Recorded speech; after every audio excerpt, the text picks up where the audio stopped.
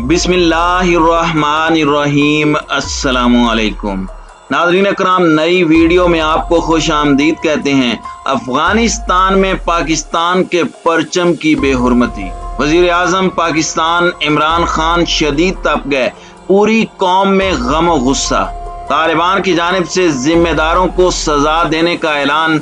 दूसरी जानिब तालिबान ने अक़वाम मुत्तहिदा की जनरल असम्बली में नुमाइंदगी का मुतालबा कर दिया।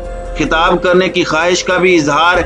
आज की वीडियो में हम आपको बताएंगे कि कौमी परचम की बेहुरमती का वाक़या कहां पेश आया और उन्हें क्या सजा दी जाएगी। नीज़ अक़वाम आलम की नुमाइंदा अक़वाम मुत्तहिदा तालिबान से मुताल्लिक क्या फैसला करने जा रही है। ताहम वीडियो की तफसील में जाने से पहले चैनल पर नए आने वाले दोस्तों से गुजारिश है कि हमारे चैनल को सब्सक्राइब कर लें, बेल आइकन पर क्लिक कर लें, ऑल नोटिफिकेशंस को ऑन कर लें ताकि हमारी नई आने वाली वीडियोस आपको बर वक्त मिल सकें। नाज़रीन इकराम, तालिबान ने इमदादी सामान लाने वाले ट्रक से पाकिस्तानी परचम उतार कर बेहुरमती करने वालों की गिरफ्तारी का हुक्म दे दिया है।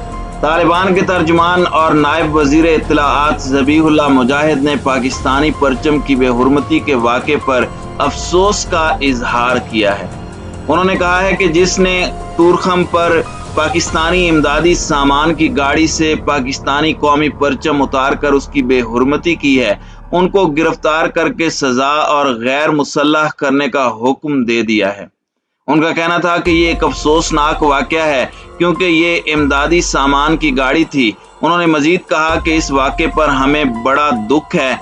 तमाम रहनुमाओं ने इस पर अफसोस का इजहार किया है। आइंदा इस तरह के वाक़यात की रोकथाम की जाएगी। तालिबान तर्जुमान ज़बीहुल्लाह मुजाहिद ने इसे बदतरीन वाक़या करार देते हुए BBC को बताया कि इस वाक़े में मुलव्विस 4 अफराद को गिरफ्तार किया जा चुका है। इस वाक़े की वीडियो सोशल मीडिया पर वायरल हो रही है। इस पर सबसे पहले BBC के सहाफ़ी महमूद जान बाबर को इस वाक़े पर रद्द अमल देते हुए ज़बीहुल्लाह मुजाहिद ने कहा कि हम इसकी मज़म्मत करते हैं और कोशिश करेंगे कि इस तरह का वाक़या दोबारा रूनुमा न हो। वाज़ेह रहे कि एतवार के रोज़ पाकिस्तान से अफगानिस्तान जाने वाले इमदादी सामान के ट्रक पर लगे पाकिस्तानी परचम को अफगान तालिबान ने अफगानिस्तान की हुदूद में उतार दिया था। ये इमदादी सामान पाक अफगान ताउन फोरम की जानिब से भेजा गया है।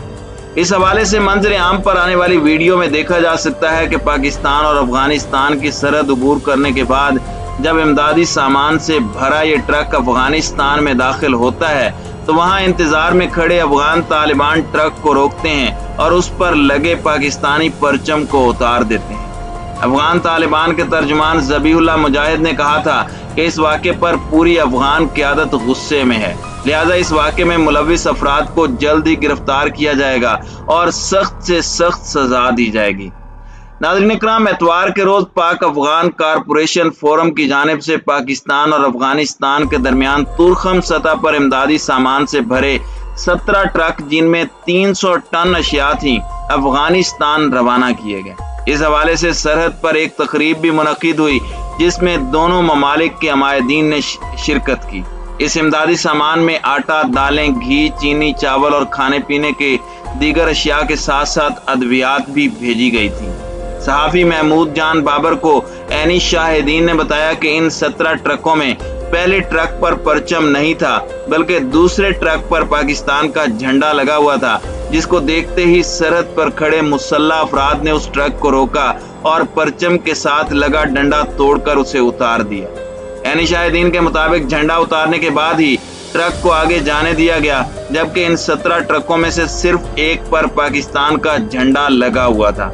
पीर के रोज 4 मजीद ट्रॉलर पर भी इमदादी सामान अफगानिस्तान भेजा गया, लेकिन इन ट्रॉलर में से किसी पर भी पाकिस्तान का परचम नहीं लगा हुआ था। पाक अफगान ताउन फोरम के एक ओहदेदार ने नाम जाहिर न करने की शर्त पर बताया कि पाकिस्तान की हुदूद तक यह सामान उनकी जिम्मेदारी थी और इस सामान की हवालगी तक माहौल भी बहुत खुशगवार था।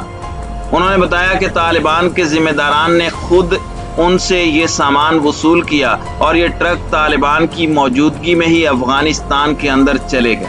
ओहदेदार के मुताबिक اس کے بعد انہیں نہیں معلوم کہ وہاں کیا ہوا، تاہم اس واقعے کی یہ ویڈیو سامنے آنے کے بعد ان کی جانب سے تحقیقات جاری ہیں کہ یہ پرچم کیوں اتارا گیا۔ اس حوالے سے سرحد پر موجود افغان طالبان کے پاس جو مقامی کمانڈر تھے، ان سے جب رابطہ کرنے کی کوشش کی گئی تو بتایا گیا کہ ابھی وہ افراد وہاں موجود نہیں جن کی ڈیوٹی کے دوران یہ واقعہ پیش آیا۔ دوسری جانب افغان طالبان نے اپنے رواں ہفتے میں نیو یارک میں ہونے والے اقوام متحدہ کی جنرل اسمبلی کے اجلاس کے دوران عالمی رہنماؤں سے خطاب کرنے کا موقع دیے جانے کی درخواست کی ہے۔ طالبان حکومت کے وزیر خارجہ نے پیر کو ایک خط میں یہ درخواست کی۔ اقوام متحدہ کی ایک کمیٹی اس درخواست پر فیصلہ کرے گی۔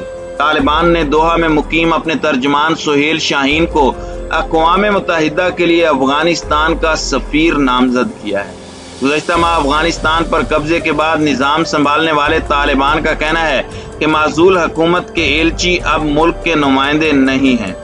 اقوام متحدہ کے ترجمان کے مطابق اس اعلیٰ سطحی اجلاس میں حصہ لینے کی طالبان حکومت کی درخواست پر ایک کمیٹی غور کر رہی ہے، جس کے 9 ارکان میں امریکہ، چین اور روس شامل ہیں۔